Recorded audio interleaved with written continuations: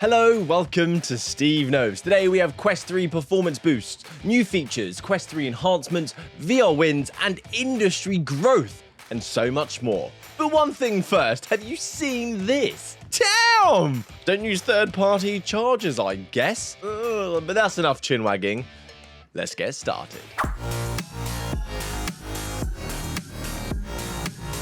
So the version 68 update is now out. It's been rolling out all week, so I won't go hard talking about this because I know you watch other YouTubers and they would have covered it in depth, and we don't like chin wagging. They've added a layout utility application to make the Quest 3 more like the Apple Vision Pro, where you're able to measure surfaces without needing a tape measure, and lets you visualize items in your space at scale, so you don't need to go to a store, buy something, bring it home and find out, this doesn't really have that kind of feng shui that I'm after. This will save you time, it will save you money, and it will save you life. Quest 3 saves life. With this update, the headset is also offering a performance boost with an updated frame timing algorithm for OpenXR. This should create a more stutter-free experience and reduce predictive latency for our special performance boosting modes like space warping. These sorts of things you probably won't even notice, but it is happening. Improvements are happening.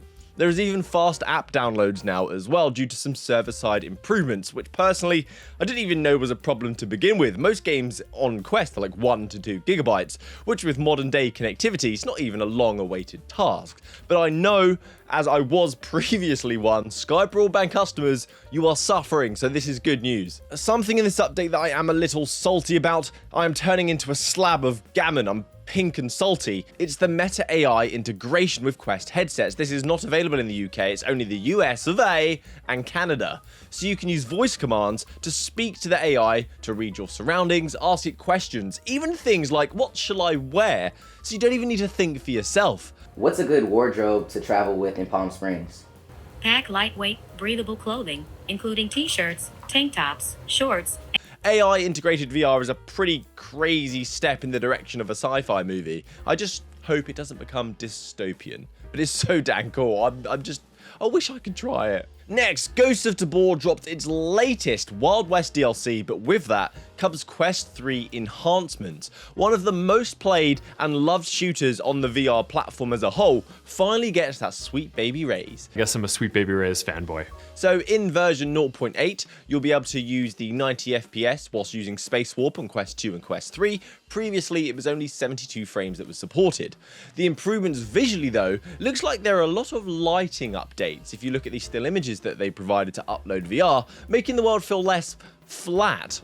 No pun intended. It's almost paper-like previously. The escalators, you can see the paper mache becomes shiny new metal plating, as well as better shaders showing increased definition between the assets. You can see the step edges as well, the safety lines now. And this shot I personally love because SK is now lit up. That's for SteveKnows. Coincidence? I think not. The archway in this shot, you can see the door has much more definition, the floor has more definition, the bricks seem more indented rather than flat, and the box on the left is so much more defined. So great work, Combat Waffles, nice to see Quest 3 enhancements. It's just a +1 when you've invested in a new headset that you're going to get something more than you previously had. And speaking of new headsets, a quick touch on 2 headset sales now. The first is the Quest 3. The Quest 3 is apparently doing way better than Meta was hoping for. This headset is a slow burner, it seems. The Quest 2 popped off. It was during lockdown, so I guess it was a bit of an unfair comparison and gave the impression that the Quest 3 wasn't as hype as the Quest 2. But in my personal life, I have genuinely seen people recently around me getting into VR and buying a Quest 3, coming up to me and asking questions about it. I don't know if it's because of the Apple Vision Pro, it gave the world something to talk about in this space, and then the innocent Quest 3s over here like looking cute and cheap, and people thought, all right, let's give that a go. Or it's word of mouth of all these new exciting experiences that are coming. But from the data, we can see that it is doing better than it was this time last year, when it was a new device. And talking of things doing better, the PlayStation VR 2 is having a comeback story. Maybe a biopic will be releasing next year. They recently discounted the PlayStation VR 2 to $350.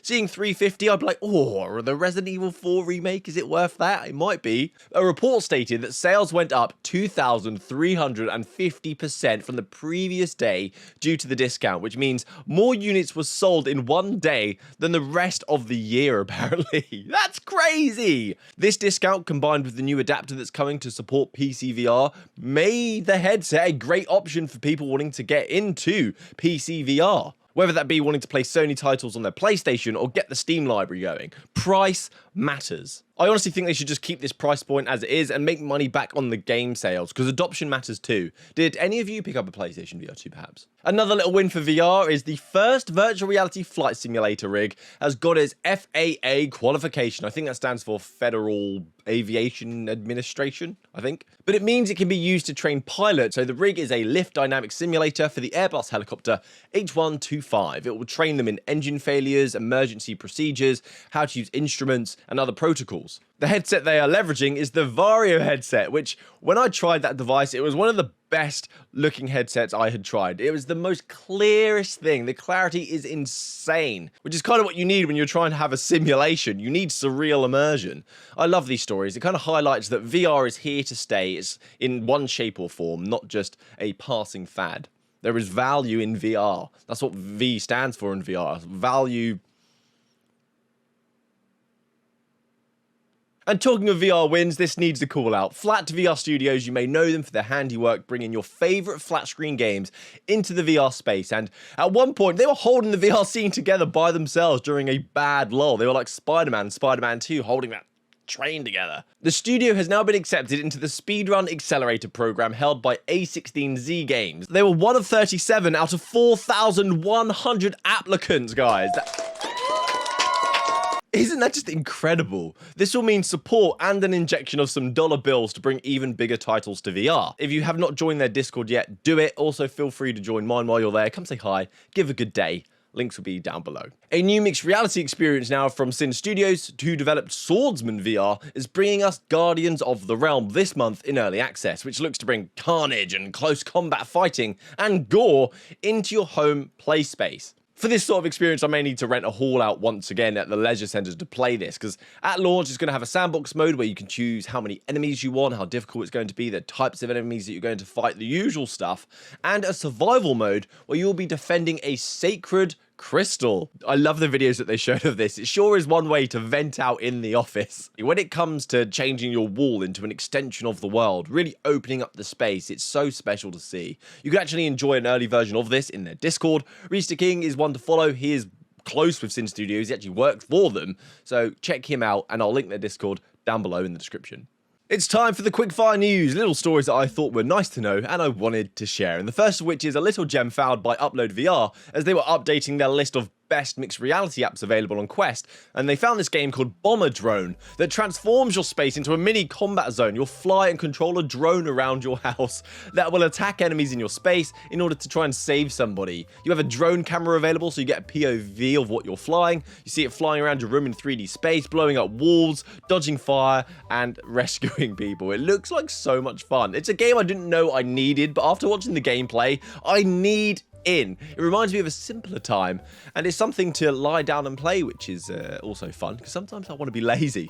And funnily enough, this game is actually being published by Flat2VR Studios, so if you're going to visit Gamescom, you should see more of this title there. Can you imagine this with Star Wars skins as well? Like X-Wings and TIE fighters flying around with We also have the Vive XR Elite, if you remember that. Sorry. We also have the Vive XR Elite, if you remember that thing. It gets a price cut from $1,100 to $900, which is just too expensive still. After the lessons learned from Sony's price cut and Meta's cost-cutting approach, it's a lot of money to look like you've got wonky eyes, and it contains old hardware. So it is August, so that means we get 2 new games for the Meta Quest subscription, and this month we have Myst, one of the classic PC games that is now playable in VR, a story-driven puzzler. We also have Ragnarok, a musical rhythm game that will have you banging the drums to control the rhythm of a ship's rowing. So if you like metal, you like banging drums and letting out stress, check this one out. We also have a game called Tier 1 Direct Action, who called me out on Twitter for a rather bad joke I made. Sadly, I can't play it all due to copyright. Best song ever! They have launched a Kickstarter for the game's development, which means we get gameplay footage. They are boasting ultimate authenticity to make it one of the more realistic shooters on the platform. Something that got me though was the ability to grab and drag a downed teammate while someone else threw a smoke grenade to give you cover. I thought that was so dang cool, because every time someone's down I always think I just want to chuck them over my shoulder and run away, because they're not in a safe spot. This is not good. Sorry, mate. You're on your own. So I'll link that down below if you're interested in checking it out. And gosh, I'm full of links today. The description is going to be like a paragraph of just clickable links. So that's it from me today, guys. Thank you so much for watching to the end of the video. I hope there was something here to get you excited for the week to come.